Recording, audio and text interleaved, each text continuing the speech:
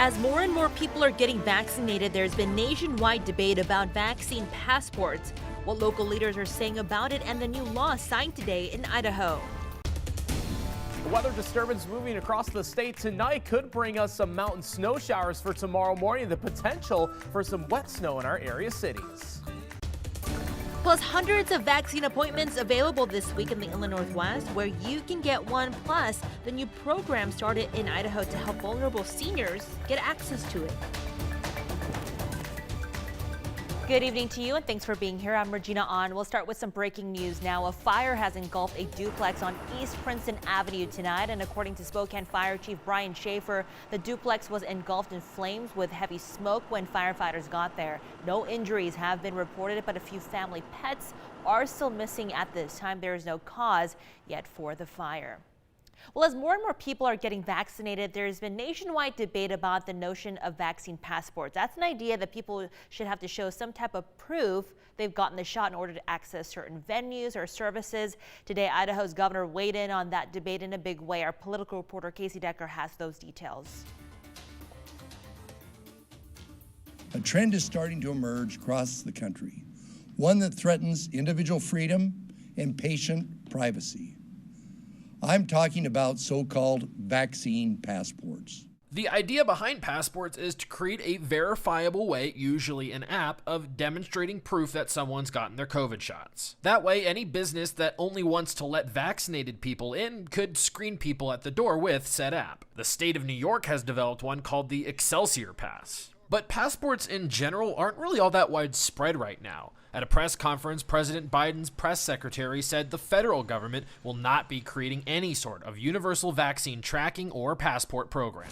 Well, let me be very clear on this. I know there's been lots of questions. The government is not now, nor will we be supporting a system that requires Americans to carry a credential. They're leaving it up to individual states and the private sector. And in the Inland Northwest, there are no plans to create such programs. A spokeswoman for Governor Jay Inslee said today, quote, "We are not considering vaccine passports in Washington. I am not aware of any Washingtonian private sector companies doing it." And in Idaho, Governor Little taking it a step further, joining fellow Republicans in places like Florida and Texas in issuing an executive order. That order bans any Idaho government from requiring someone to prove they're vaccinated in order to receive access to services or facilities.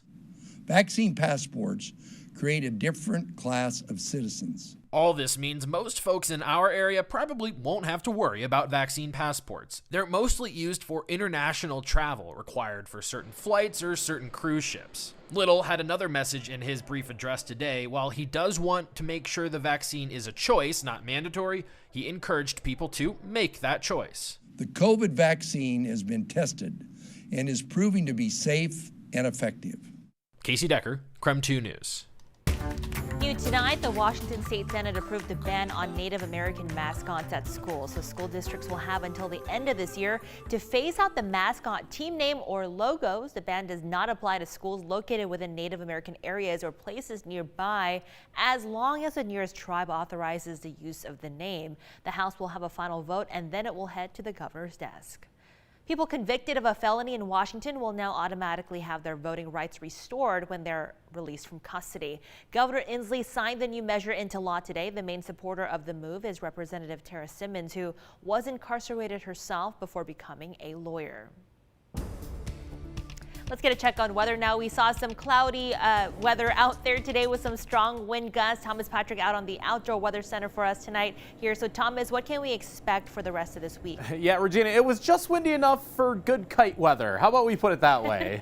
I like that. That's a good analogy there. Yeah, good enough to fly a kite, but thankfully not strong enough that we saw any kind of damage or power outages or even dust storms. In fact, we knew that there was a potential coming into today for any kind of blowing dust, but thankfully that did not materialize. But it is still a little bit breezy out there. Sustained wind 11 miles per hour, and honestly it feels a bit breezier here in our Outdoor Weather Center than it did at 10 o'clock. So those winds will still be a little bit mild through the evening hours tonight. Saw the wind gusts up to 24 miles per hour in Spokane and Coeur d'Alene, upwards of 30 miles per hour or so over southern Washington. It did come with a few very light showers, most of that petering out, save for some of the mountain areas in North Idaho. And I got to keep tracking that for tonight because that will likely materialize as snow showers. But the weather system as a whole is pushing a lot of moisture onshore for western Washington, but it's kind of getting stopped right at the Cascades, creating a big rain shadow effect. But we will start to see a few more snow showers reappear during the overnight hours, especially for our mountains.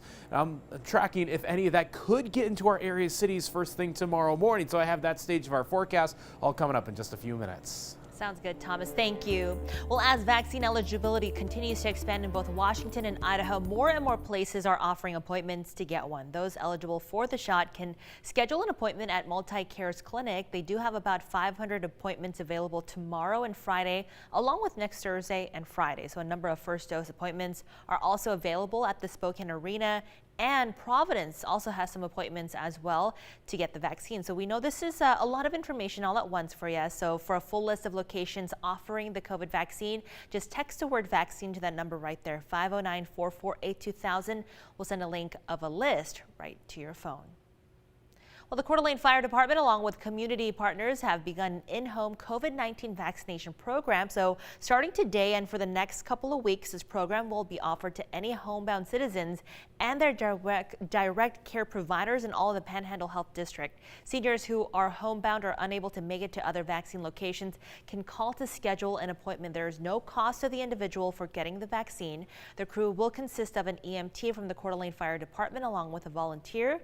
They will drive to the home of the individual and administer the vaccine on site. There will be an ongoing assessment of need after the first 3 weeks of the program. We'll still ahead here tonight, a Washington lawmaker under some heat after breaking laws during a committee hearing. The laws broken and what the lawmaker is saying about it. Plus later. Film magic like that is so much easier to create in Spokane. The film shot in Spokane before the pandemic hit will be available to watch tonight, and we got a sneak peek that you don't want to miss.